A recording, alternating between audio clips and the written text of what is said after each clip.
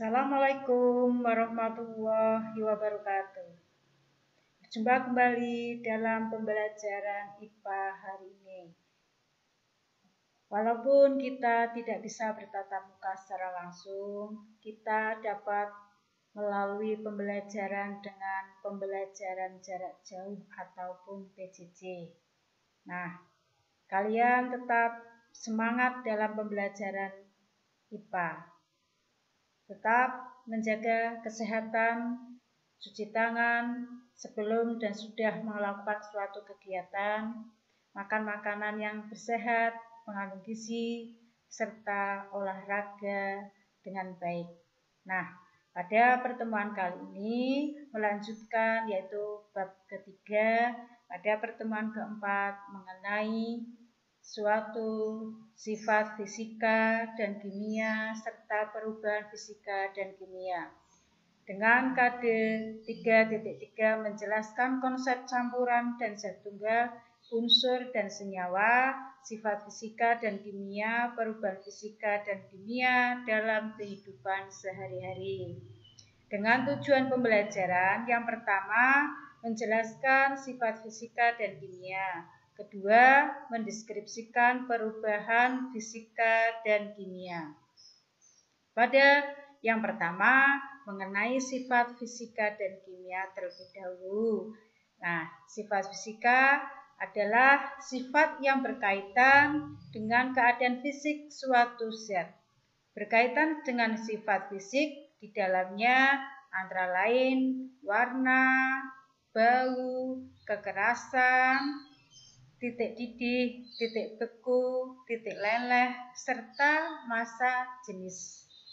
Kemudian pada sifat kimia, yaitu ciri-ciri suatu zat yang berhubungan dengan terbentuknya zat baru, di antaranya mudah terbakar, kemudian busuk dan asam, berkarat, mudah meledak, serta racun. Itu dari sifat kimia. Pada sifat tadi, fisika, yaitu berkaitan dengan namanya massa jenis. Nah, massa jenis itu apa? Hasil bagi massa zat dengan volume. Untuk menghitung massa jenis suatu zat dapat dirumuskan bahwa ini pakainya rumus seperti ini. Rho atau massa jenis, ini bacanya rho. Kemudian sama dengan massa dibagi dengan volume. Bahwa keterangannya rho sama dengan massa jenis satuan kilogram per meter pangkat 3 ataupun gram per sentimeter pangkat 3. M sama dengan massa benda satuan kilogram ataupun gram.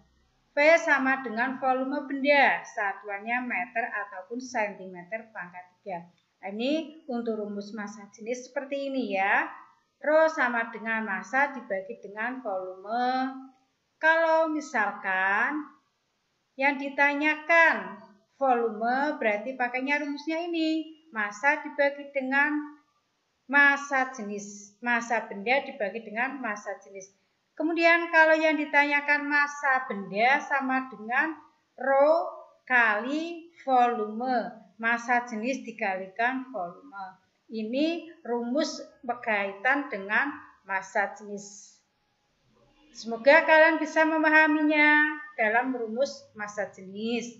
Nah, sekarang contoh soal. Ini ada suatu pertanyaan. Ini. Terdapat sebuah benda dengan massa 432 gram. Jika volume benda 160 cm pangkat 3, hitunglah massa jenis benda tersebut. Contoh soal, pada penyelesaiannya, diketahui massa sama dengan 432 gram. Volumenya 160 cm pangkat 3.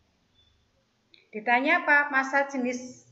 Sehingga rumusnya ditulis dulu, rho sama dengan massa dibagi dengan volume.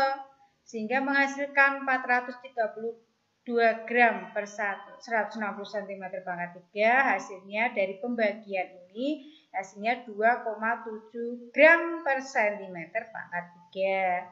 Jadi massa jenis benda itu adalah 2,7 gram per centimeter pangkat 3.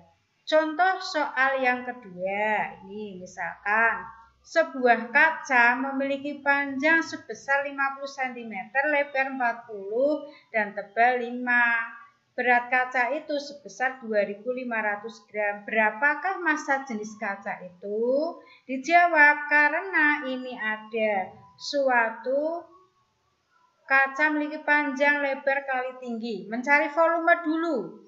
Volume sama dengan panjang, lebar kali tinggi, yaitu panjangnya tadi berapa? 50, lebar 40, tingginya tadi satuannya berapa? Milimeter, jadikan ke senti, dijadikan semua satuan biar sama, menjadi 0,5.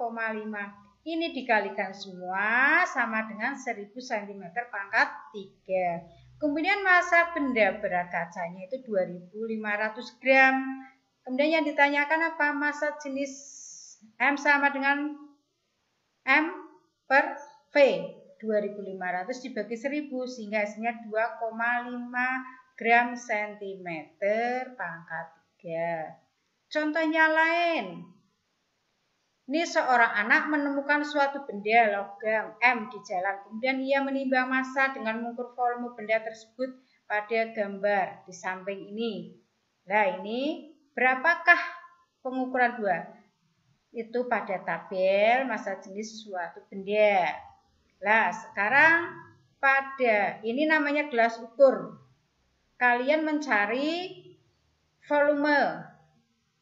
Volume gelas ukur ini sebelumnya ini volumenya 40. Setelah itu dimasukkan batu, tadi volumenya bertambah menjadi 80. Berarti 80 dikurangi 40, volume akhir dikurangi volume awal menjadi 40 mili. Massa bendanya ini 285,6 gram.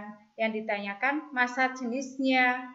Sehingga rumusnya, lah ini 285,6 dijadikan ke kilo 0,28 dibagi 4 kali 10 pangkat 5 meter. Nah, 3 hasilnya seperti ini. 7.000 berarti yang C. Sudah pahamkah kalian mengenai contoh soal ini? Kalian difahami dan dimengerti. Bisa ditulis di buku kalian. Nah, pada pembelajaran ini mengenai pada sekarang perubahan fisika dan kimia. Perubahan fisika dan kimia, ini ada perubahan perbandingannya. Fisika tidak terbentuknya zat baru, berarti perubahan kimia ada terbentuknya zat baru. Misalkan kayu itu dibuat kursi. Bentuknya padat, masih tetap padat. Kalau perubahan kimia terbentuknya zat baru. Kertas dibakar menjadi abu. Kemudian komposisi materi tidak berubah. Kalau yang ini komposisi materi sebelum dan sudah reaksi mengalami perubahan. Tidak terjadi perubahan warna, bau, rasa, dan tidak terjadi endapan. Kalau yang kimia adanya endapan, perubahan baru, warna, dan sekarang mengenai pada perubahan fisika dan perubahan kimia. Tadi sudah saya terangkan mengenai perubahannya, tidak terbentuknya zat baru ini. Beras diubah menjadi tepung beras, berarti kan tidak ada perubahan zat baru. Terbentuknya zat baru, singkong menjadi tape. Nah, berarti terbentuknya adanya perubahan tadi dikasih dengan ragi. Singkong dikasih ragi menjadi tape.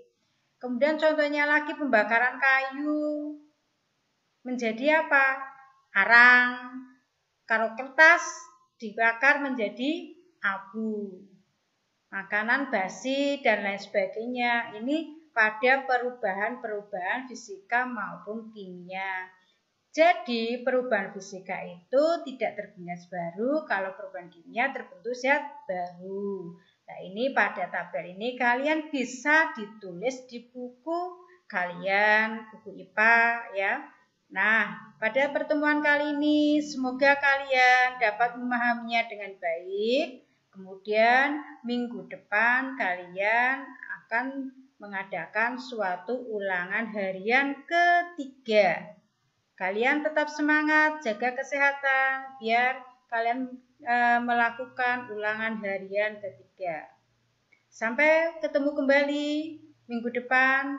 Assalamualaikum warahmatullahi wabarakatuh.